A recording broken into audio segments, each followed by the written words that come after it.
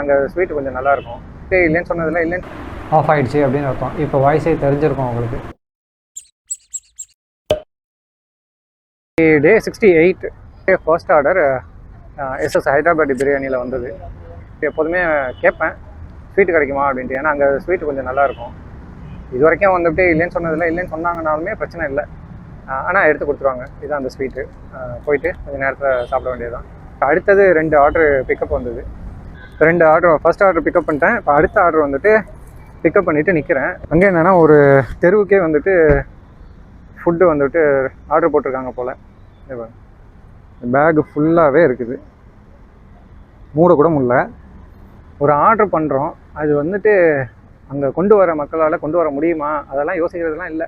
ஒரு லிமிட்டடாக ஆர்டர் பண்ணுங்கள், அவ்வளோதான். ஏன்னா வந்துட்டு ஆட்டோவில் ஒன்றும் கொண்டு வரல, பைக்கில் தான் கொண்டு வரோம். ஸோ அதுக்கு தகுந்த மாதிரி ஆர்டர் போடக்குள்ள டெலிவரி பர்சனுக்கு வந்துட்டு யூஸ்ஃபுல்லாக இருக்கும். டார்கெட் 20 வச்சேன், அது இப்போ தான் கம்ப்ளீட் ஆனிச்சு. இன்றைக்கி ஃபுல்லாக நான் ரைட் பண்ணி ஏர்ன் பண்ணதுன்னு பார்த்தோம்னா 1006 ருபீஸ். இன்சென்டிவ் வந்துட்டு 525. இது ரெண்டுத்தையும் வந்து கால்குலேட் பண்ணோன்னா 1531. ஆமாம், அதுதான் வரும். நான் போயிட்டுருக்கக்குள்ளேயே வந்துட்டு வீடியோ எடுக்க வேணாம் அப்படின்லாம் சொல்ல வாய்ப்பு இருக்குது. ஆனால் நான் கையிலலாம் பிடிச்சிட்டு இல்லை, நல்லா சேஃபாக தான் வண்டி ஓட்டிகிட்ருக்கேன்.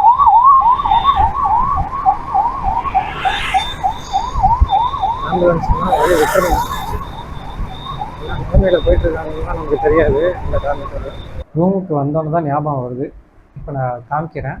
இதுதான் வந்துட்டு செகண்ட் கோட்டு. நேற்றும் இன்றைக்கும் வந்துட்டு ரெடி பண்ணுது. இதுதான் every setback is a setup for comeback. இதான் வச்சுட்டு போயிருந்தேன். பாக்ஸ்குள்ளேயே போட்டுவிட்டு சார்ஜ் ஏறட்டும்னு வெயிட் பண்ணிகிட்டு இருந்தோம்னா அது ஏறுற மாதிரி தெரில, இல்லை பட்டுன்னு ஆஃப் ஆகிடுது. அதுக்கப்புறம் தான் வந்துட்டு செக் பண்ணி பார்த்தேன், இந்த ஸ்டிக்கரே வந்துட்டு ரிமூவ் பண்ணாமல் இருக்குது. இந்த காமிக்கணுங்கிறதுக்காகவே வந்துட்டு வச்சுருந்தேன்.